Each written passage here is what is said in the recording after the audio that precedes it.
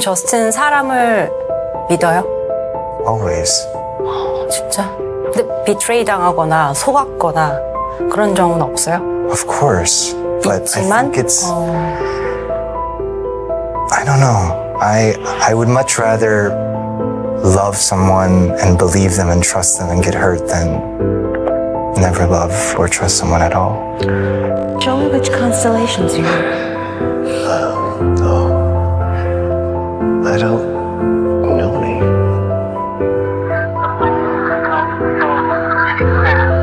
It's fucking windy. Come on, man. You're stoned and you're driving. Yeah, the pot now has it out. The pot brings you back up. That's why I smoke it. If I'm going to be drinking, then I'll smoke it. You know, you will think of things, and I'll get bored with you and feel trapped because that's what happens with me. Okay.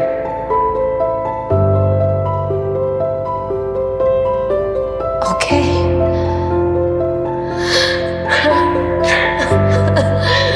Okay. 사랑은 그럼에도 시도할 가치가 있을까요? 그렇게 아프고 아픔에도 우리는 결국 사랑할 수밖에 없는 존재들일까요? 여기 그 질문에 대해 가장 현실적인 답을 제시하고 있는 한 영화가 있습니다. 그녀는 그의 지루함이 싫습니다. 그는 그녀의 경박함이 싫습니다. 그래서 서로를 지우고자 합니다. 언젠가 나를 잃었던 그 모든 기억 속에서 말이죠. 옳은 선택일까요? 상처받지 않기 위해 사랑하지 않는 인생. 그리고 우리는 어째서인지 조엘에게서, 클레멘타인에게서 그들이 향유했던 시간 속에서 어쩌면 진정한 사랑을 마주했던 그 언젠가의 나를 떠올리게 됩니다. 오늘의 명작 콘텐츠 이터널 선샤인입니다. 어느 겨울 아침, 조엘은 이유를 모르겠는 불안과 함께 잠에서 깹니다. 그리고 평범한 출근길 속 충동적으로 몬톡으로 향하는 기차에 오르게 됩니다. 원래 그는 이런 성격이 아닌데도 말이죠. 그리고 먼과 익숙한 해변, 차갑게 불어오는 바닷바람, 그리고 풍경에 맞지 않는 오렌지 후드 차림을 한 어떤 여자. 그렇게 조엘은 처음 본 사람처럼 어색하면서도 이상하게 끌리는 어떤 여자, 클레멘타인을 만나게 됩니다. 그렇게 서로의 눈치를 살피던 둘은 활발한 성격의 클레멘타인 덕에 말문을 틔웠고 이내 그녀의 집에서 한 잔 걸치는 사이까지 발전하게 되죠. 그렇게 클레멘타인의 집 앞에서 차를 세워놓고 기다리는 조엘의 앞에 대뜸 어떤 남자가 그에게 말을 걸어옵니다. Can I help you? You mean? What are you doing here? I'm not really sure what you're asking me. Oh. Thanks. 조금은 생뚱맞은 남자의 말에 조엘은 이해할 수 없다는 반응을 보이죠. 그리고 떠오르는 어떤 낯선 감각 혹은 기억. 이야기는 여기서부터 시작됩니다. 조엘과 클레멘타인은 오랜 연인이 되었습니다. 서로의 다른 점 때문에 강렬하게 사랑하지만 강렬하게 미워하기도 하는 여타의 평범한 커플들처럼 말이죠. 그리고 다가오는 발렌타인데이. 그들의 관계가 완전히 뒤바뀌는 한 사건이 벌어지고 맙니다. Face it, Jolie. You're freaked out because I was out late without you. And in your little wormy brain, you're trying to figure out, did she fuck someone tonight? Now, see, Clem, I assume you fucked someone tonight. Isn't that how you get people to like you? 하지만 화해를 원했던 조엘은 클레멘타인이 좋아할 만한 선물을 사들고 그녀의 일터로 향하게 되죠. 그런데 좀 이상합니다. 조엘을 본 클레멘타인은 마치 그를 생전 처음 본 것처럼 대합니다. 심지어 그 옆에 있는 어떤 남자와 조금은 과하지만 자연스러운 스킨십까지 해버리며 말이죠. 심한 마음의 상처를 입은 조엘은 그 길로 도서관을 나와버리고 곧장 친구 부부네 집으로 향합니다.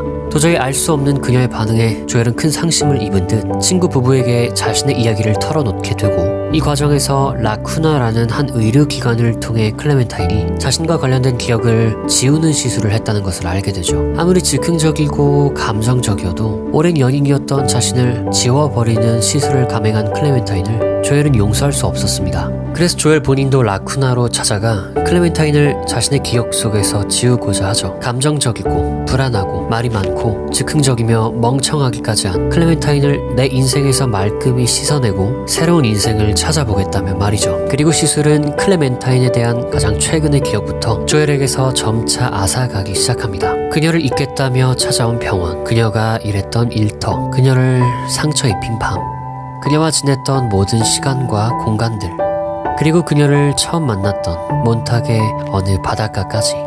그리고 조엘은 마주하게 됩니다. 그녀를 진정 인생에서 지워버릴 것인지, 그럼에도 그녀를 다시 사랑할 것인지, 진정한 사랑 앞에서 누구도 피할 수 없는 그 유일한 질문을 말입니다. 누군가 제게 가장 현실적인 사랑의 형태를 담은 영화를 꼽아달라 라는 질문을 던져온다면 저는 주저없이 이 작품을 꼽을 것 같습니다. 구멍이 없는 배우들의 연기, 비선형적인 스토리의 흐름과 완성도, 뛰어난 영상미와 감각적인 연출 기법 등. 하지만 어쩌면 당연하고도 추상적인 이 장점들을 넘어서 이 영화만이 가진 가장 독특한 장점은 현실적인 사랑의 형태를 구현했다는 점일 것입니다. 클레멘타인과 조엘은 기억을 지웠음에도 서로를 향한 감정을 버리지 못한 채 몬탁에서 다시 만나 사랑을 이어갑니다. 기억을 잃었지만 다시 서로를 사랑한다. 사실 조금은 뻔한 스토리입니다.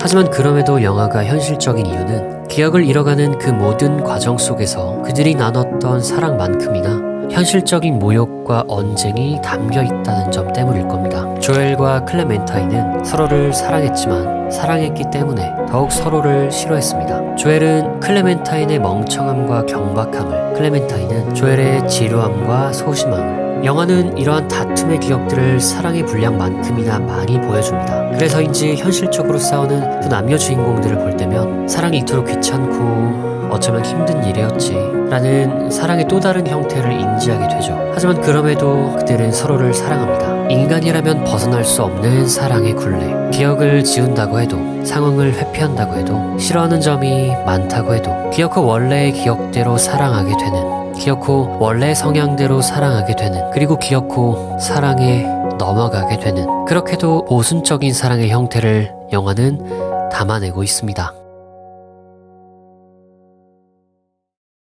영화의 진짜 의미를 두고 외국의 한 커뮤니티의 의견을 보던 중 꽤 와닿는 말이 있어 가져와 봤습니다. 내 생각에 진짜 좋은 영화고, 물론 예술은 일반적으로 주관적인 거잖아. 근데 여기선 꼭 그렇지만은 않아. 메리가 영화 초반에 기억을 지우는 아이디어에 매료되는 아주 특별한 줄거리가 있잖아. 근데 나중에 그녀가 자기 상사, 그러니까 하워드 박사를 사랑한다는 걸 알게 돼. 그리고 그들이 이전에 이미 관계를 가졌었고 그녀가 기억을 지우는데 동의했다는 진실을 알게 되지. 여기서 중요한 건 이거야. 메리는 처음엔 기억을 지우는 아이디어에 매료됐지만 지금은 그걸 혐오하고 있다는 거야. 그녀는 회사를 그만둬. 그리고 하워드 박사가 모든 정보는 엄격하게 기밀이라고 말했던 거 기억나? 그녀는 개인 테이프들을 기억을 지운 사람들에게 보내서 기억을 지우는 게 얼마나 잘못된 건지 말해줘. 이게 공개되면 얼마나 큰 스캔들이 터질지 상상해봐. 이 기억 삭제 회사가 얼마나 많은 소송에 직면해야 할까? 애초에 난 그들이 이 사업을 지속할 수 있을지도 의문이야. 근데 설령 그들이 계속한다고 해도 누가 또 조엘이랑 클렘이 서로를 지울 거라고 했잖아. 근데 클렘이 충동적이고 기억을 지우는 게 기본적으로 클렘의 충동적인 결정이었다는 얘기가 여러 번 나와. 또 클렘은 그 직후에 패트릭에게 사기를 당했어. 확실히 알 수는 없었지만 뭔가 잘못됐다는 걸 느꼈고 혼란스러워했지. 내 생각엔 이 모든 일 후에 그녀는 기억을 지우는 것을 상당히 조심스러워할 거야. 기억을 지우는 일이 그녀에게는 전혀 유쾌한 경험이 아니었으니까.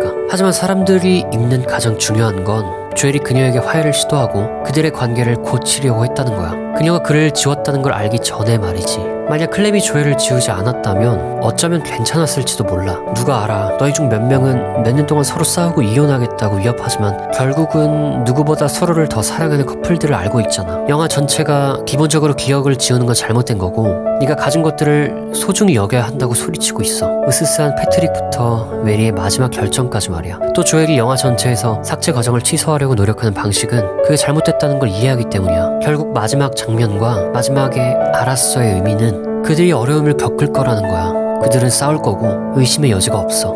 하지만 그들은 그걸 극복하려고 노력할 거고 서로 사랑하고 함께 시간을 즐길 거라는 거야. 어쩌면 성공할지도 몰라. 어쩌면 실패할지도. 어쩌면 결국 헤어질지도 몰라. 하지만 중요한 건 그럼에도 사랑을 시도할 가치가 있고 실패할 위험을 감수할 가치가 있다는 거야. 정확히 어떤 이유에서인지 모르겠지만 우리 사회는 사랑하지 않는 사회가 되어가고 있습니다. 세계의 거대한 흐름일지, 나 같은 건 사랑받지 못할 거야 라는 자조적인 연민 때문일지, 상처받고 싶지 않아 라는 회피적인 성향 때문일지, 각기 다른 이유들로 우리는 사랑하지 않습니다. 하지만 영화가 말하는 것은 그럼에도 불구하고 사랑은 해볼 만한 가치가 있다는 것입니다. 사람은 사랑으로 성장합니다. 누군가를 배려하는 것도, 누군가를 이해하는 것도 누군가 내게 주었던 사랑이 기반이 됩니다. 하지만 그 중에 단연코 인간을 그 자체로 성장시키는 사랑은 연인 간의 사랑일 것입니다. 누군가를 사랑하는 과정 속에는 사랑도 있지만 모욕도, 혐오도, 비교도, 피해의식도, 죄의식도, 이기심도 있습니다. 그리고 이 같은 우울한 자화상을 당신은 기어코 사랑을 통해 바꿔냈을 것입니다. 더 나은 사람이 되어주기 위해, 내가 사랑하는 이를 웃게 하기 위해, 그러므로 당신이 더 나은 사람으로 세상에 존재하기 위해 말이죠. 그래서 당신은 이전에도 앞으로도, 아니 어쩌면 영원토록 사랑하는 편이 나을지도 모릅니다.